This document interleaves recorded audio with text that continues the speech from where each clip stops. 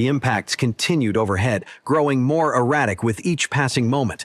The Shadow Stalkers, creatures that normally dominated the night in this zone with absolute authority, were acting as if something had fundamentally altered the natural order of the first ring. Their behavior spoke of primal fear, an emotion these predators rarely experienced.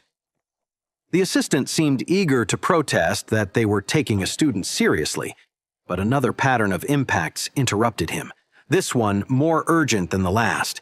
The rhythmic pounding against the tent's protective fabric carried an unmistakable message of panic. The impacts persisted above the tent, the Shadow Stalker's erratic behavior becoming increasingly evident. Each new pattern of strikes revealed more about their unnatural state of agitation. Perhaps, Zhao pressed, his owl's eyes focusing intently on Ren. Perhaps it isn't natural at all. Ren looked at the professor meaningfully. What if someone is deliberately controlling the Stalkers? The assistant snorted with derision, but Zhao's expression had turned serious. Someone? The assistant insisted. A cave could have collapsed. What kind of nonsense? Silence, Zhao ordered, his expression grave while studying Ren with newfound intensity. Continue. Geological changes aren't unusual for them. This isn't a volcanic zone, Ren explained, knowledge flowing naturally through his mushrooms. The beasts would behave differently, and a large collapse would have caused vibrations we would have felt. The impacts on the tent increased in frequency and force. Ren could picture the Shadow Stalkers, creatures that normally dominated the night without rival, fleeing in blind panic from something that terrified even them. Zhao grasped something, his expression growing more serious with each passing second. Someone is deliberately driving the Stalkers toward this area. But why? Ren frowned, his mind racing through possibilities. Unless... He stopped, an idea forming. The Shadow Stalkers were the reason why no one could move freely at night in this zone of the Iron Ring. If someone wanted to ensure that no one could escape... Professor, the assistant finally seemed to grasp the gravity of the situation. Should we evacuate the camp? No, Zhao shook his head decisively. Such a move would only alert whoever is behind this, for now. Something changed in Zhao's expression, a shift from concerned teacher to battle-ready warrior. His owl manifested completely, wings extending to their full, impressive span, each feather gleaming with contained power. Ren, his voice was low but firm. Stay here. Hide yourself. Professor, I can help.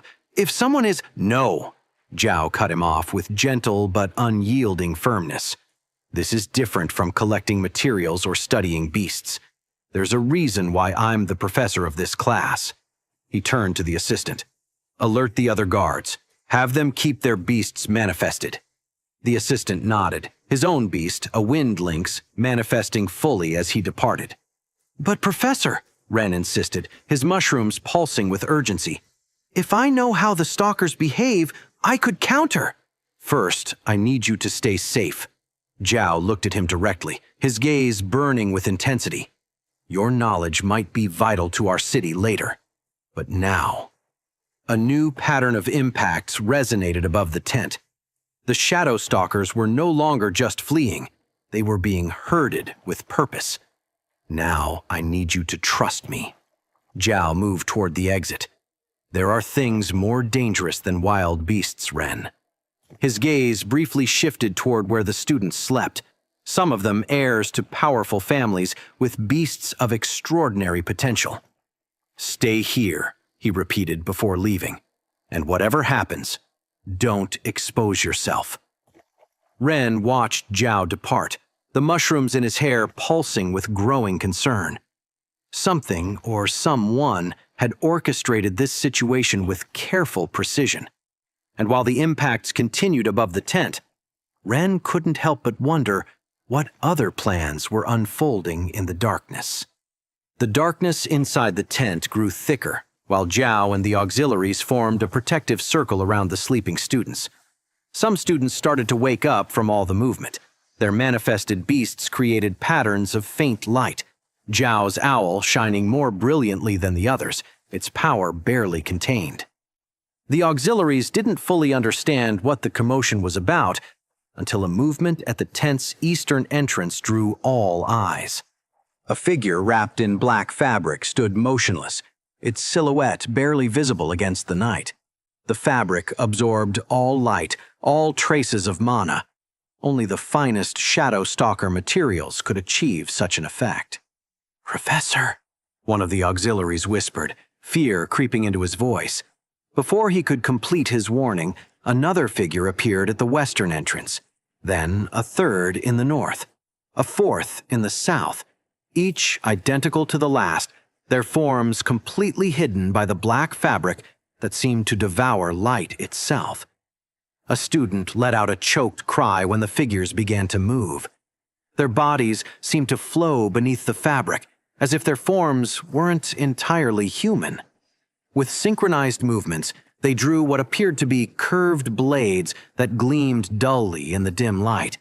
Zhao stepped forward, his owl spreading its wings in warning, but stopped when the figures pressed their blades against the tent's fabric.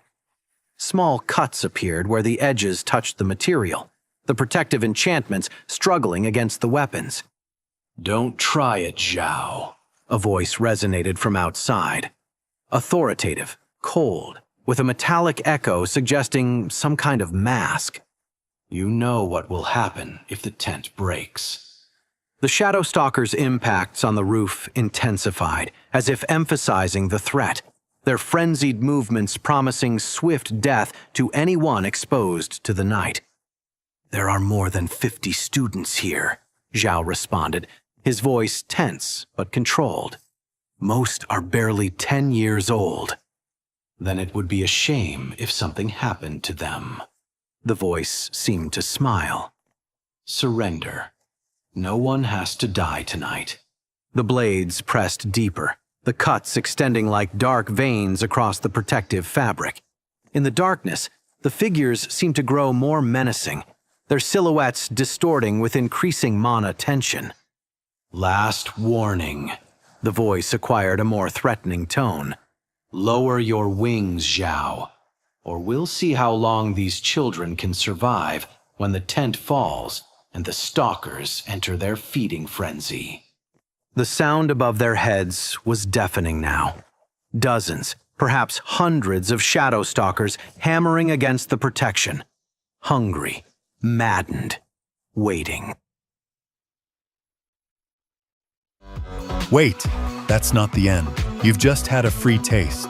Now get the full story on the Pocket FM app, link in description.